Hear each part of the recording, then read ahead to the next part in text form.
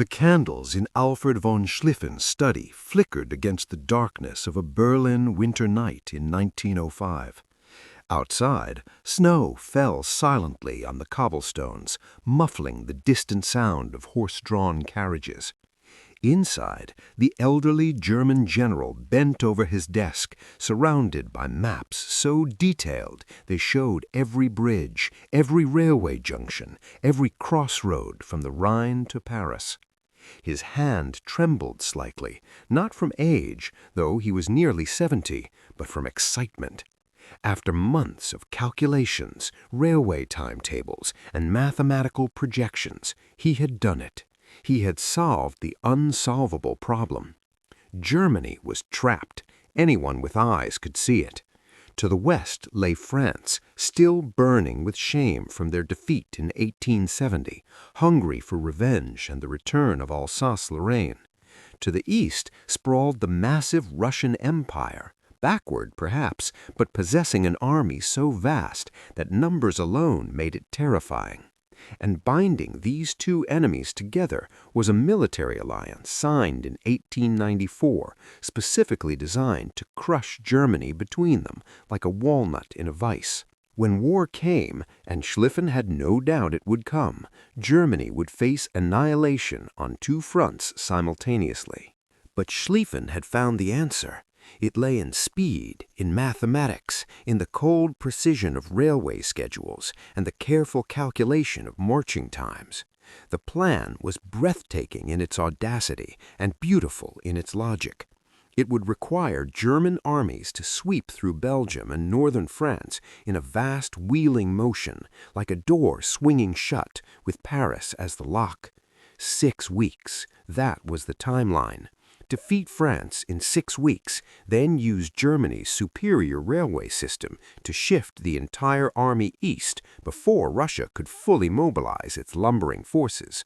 2 enemies, 1 army, sequential victories. On paper, the mathematics worked perfectly. What Schlieffen could not see, there in his candlelit study with his maps and his calculations, was that he was designing a plan for a war that existed only in his imagination.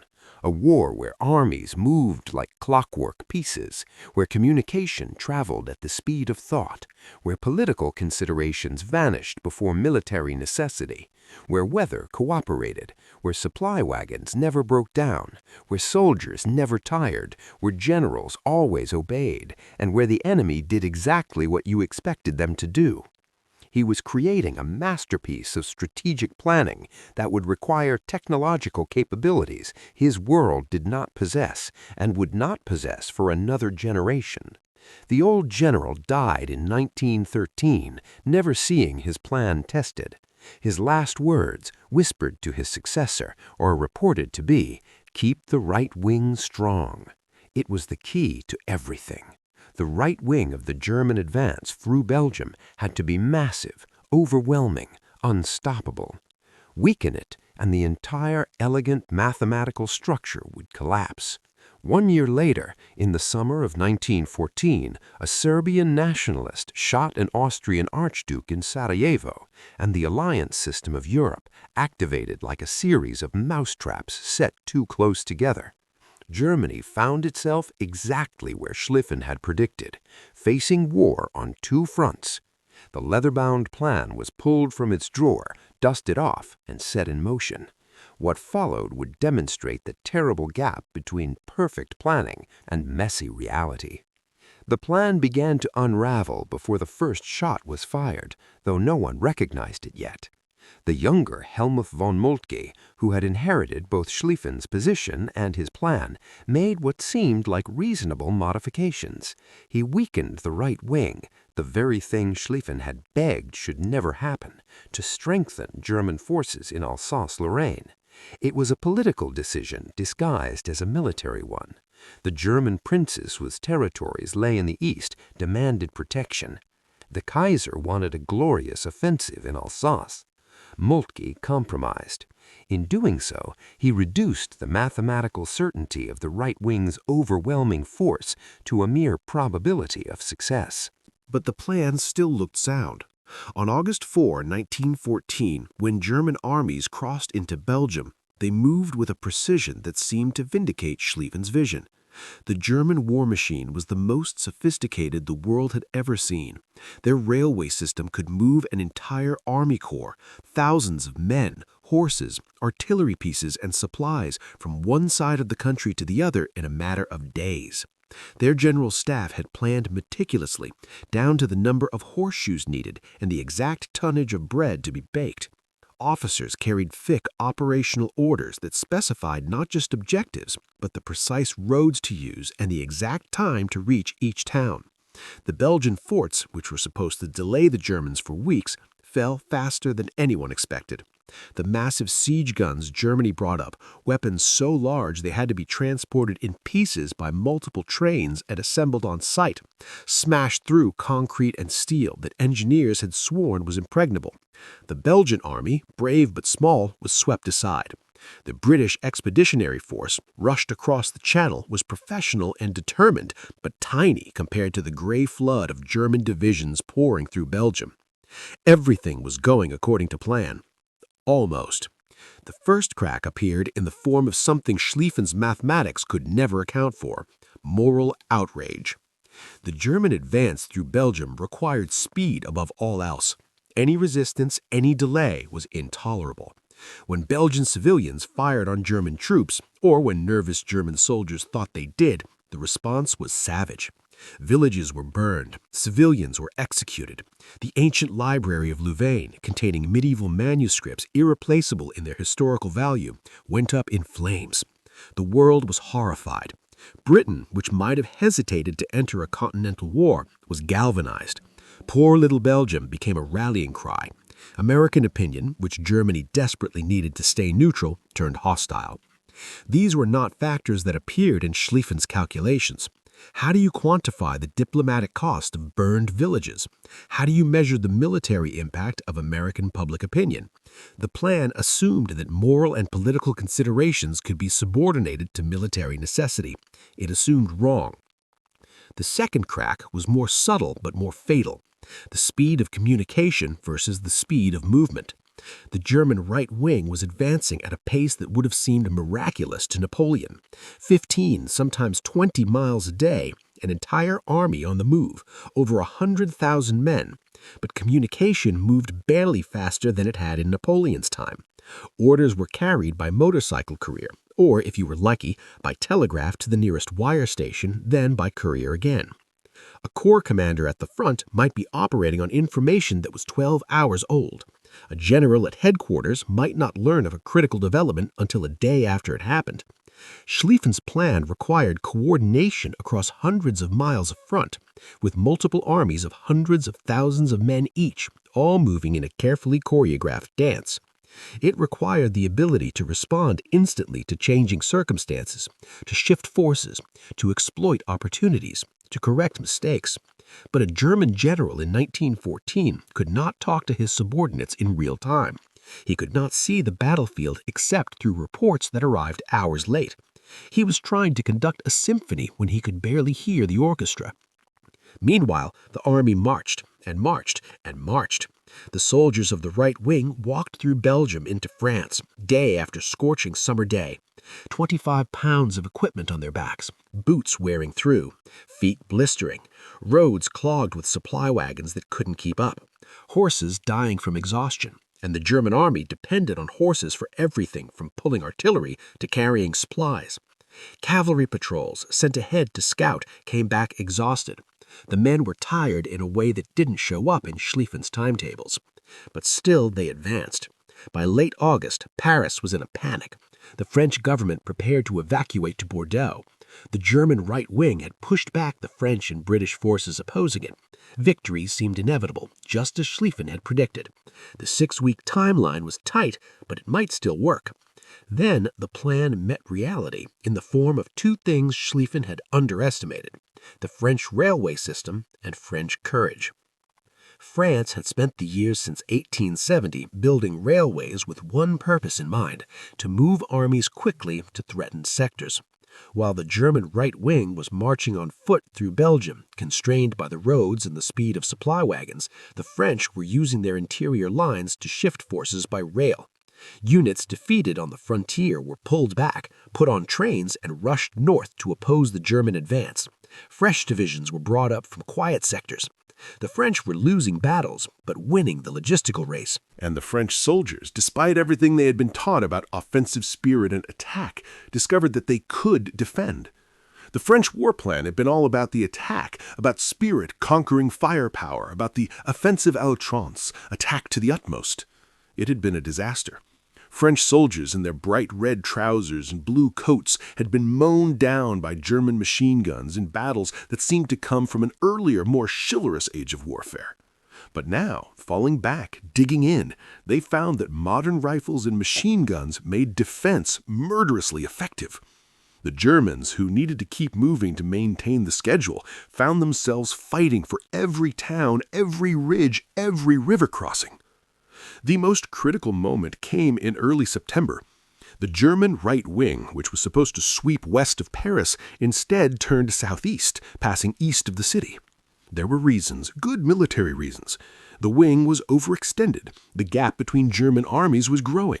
Intelligence suggested the French were beaten. Moving inside Paris would shorten supply lines and allow the armies to support each other. But it violated the fundamental geometry of Schlieffen's plan. It exposed the German flank to Paris, where the French were frantically assembling a new army. And it meant the great wheeling motion had failed. Instead of enveloping the French armies and destroying them, the Germans were pushing them back toward their capital, where they could be reinforced. General Joseph Gallieni, the military governor of Paris, saw the opportunity with a gambler's instinct. The German flank was exposed. If the Paris garrison struck it while the French and British armies to the north held firm, they might, just might, stop the juggernaut. He had one problem. He didn't have enough transport to move his troops fast enough. So he requisitioned every taxi in Paris. 600 Parisian taxis, still with their meters running, carried soldiers to the front. It was improvisation of the kind Schlieffen's rigid plan could never accommodate. What followed was the First Battle of the Marne, and it was chaos. Neither side knew exactly where all the enemy forces were. Communications broke down, units fought isolated battles, unsure if they were winning or losing the larger engagement. The Germans, who needed to keep moving to maintain the schedule, found themselves fighting for every town, every ridge, every river crossing. The most critical moment came in early September. The German right wing, which was supposed to sweep west of Paris, instead turned southeast, passing east of the city. There were reasons, good military reasons. The wing was overextended. The gap between German armies was growing. Intelligence suggested the French would be beaten.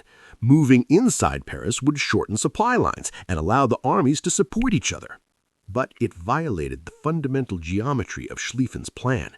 It exposed the German flank to Paris, where the French were frantically assembling a new army. And it meant the great wheeling motion had failed.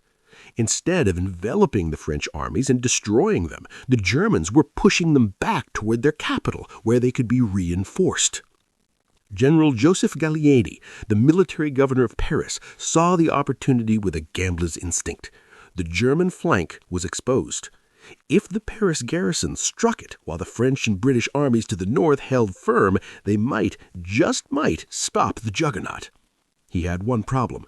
He didn't have enough transport to move his troops fast enough. So he requisitioned every taxi in Paris. 600 Parisian taxis, still with their meters running, carried soldiers to the front.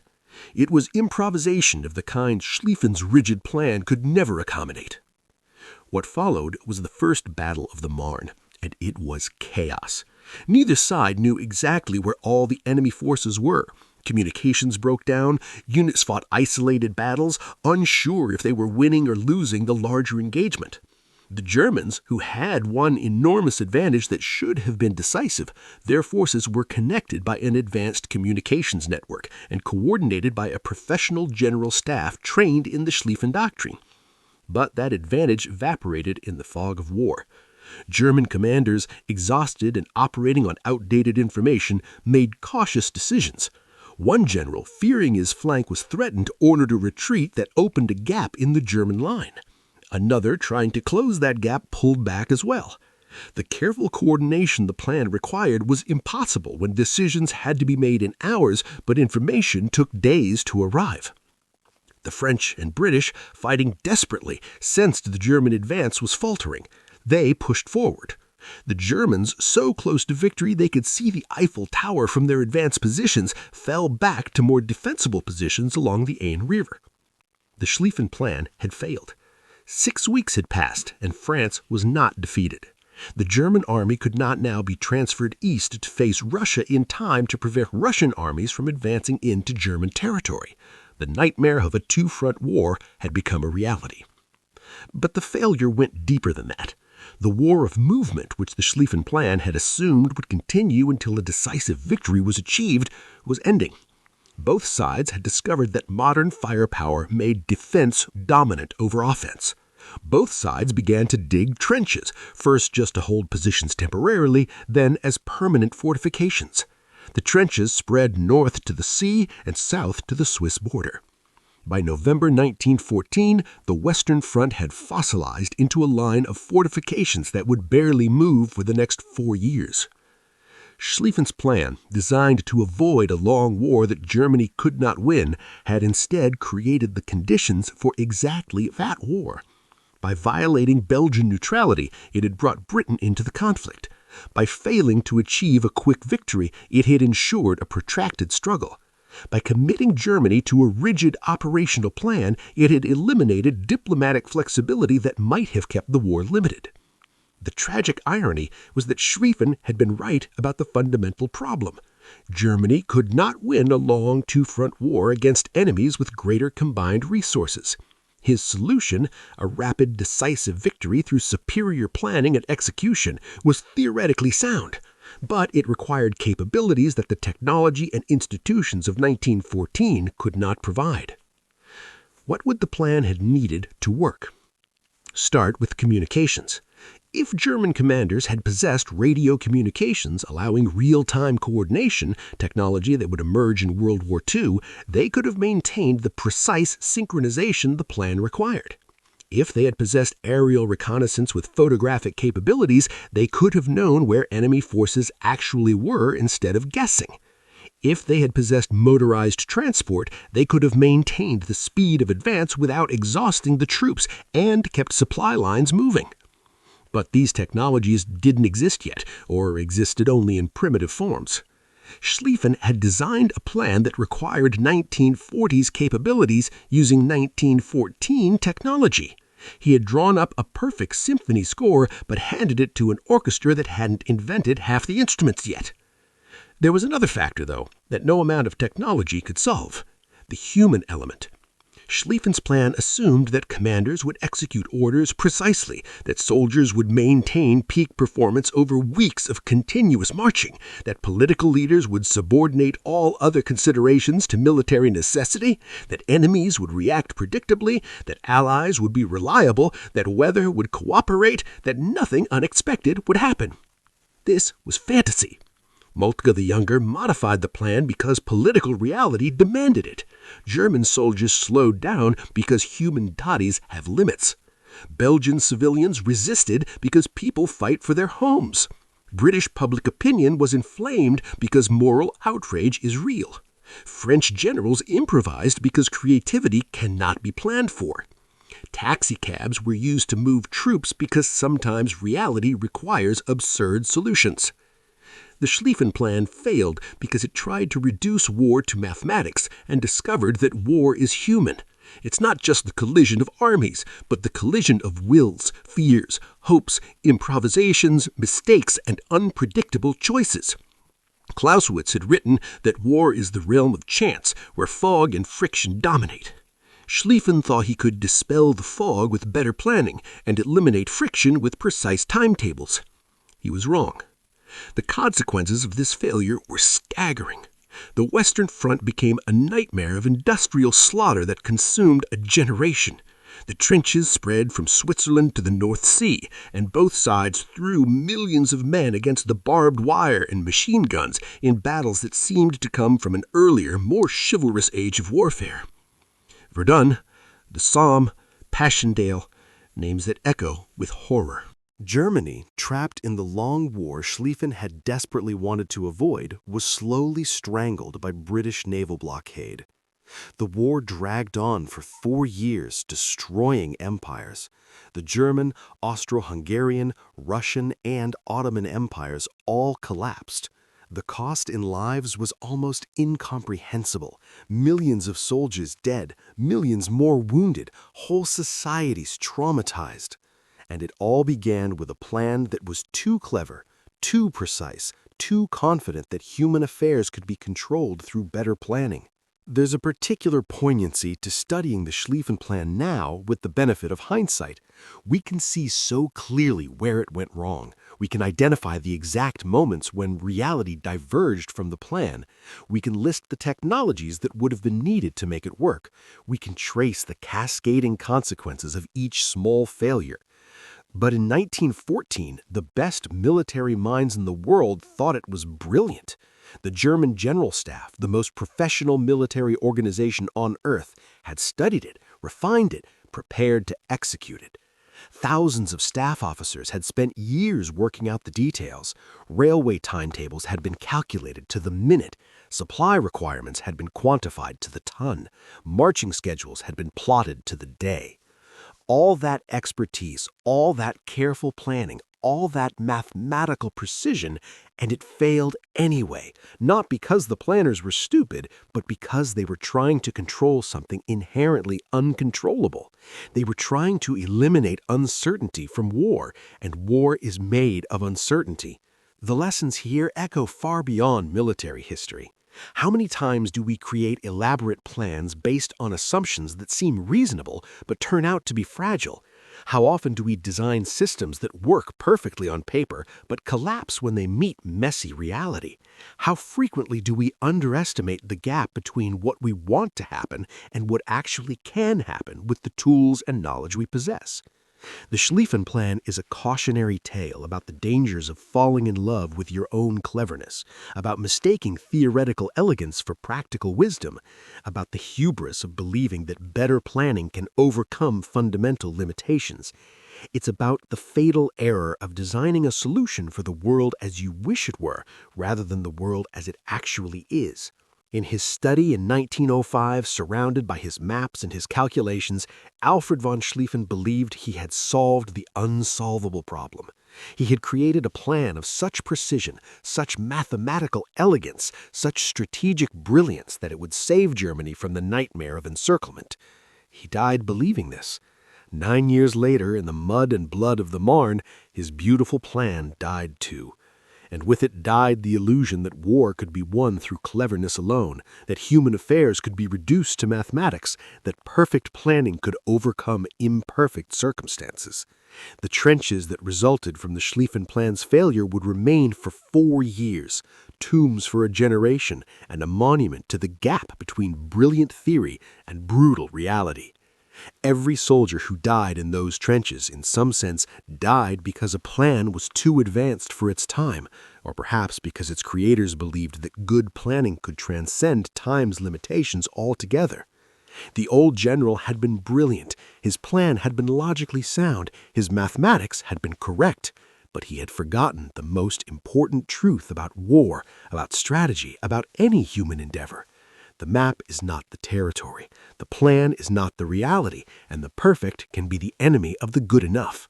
Sometimes the most dangerous plans are not the bad ones, but the ones that are too perfect, too elegant, too dependent on everything going exactly right.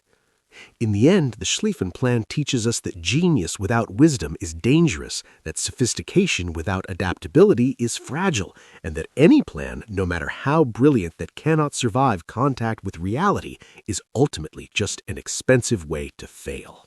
Up next, if you like content like this, please like the video, leave a comment, and subscribe for more.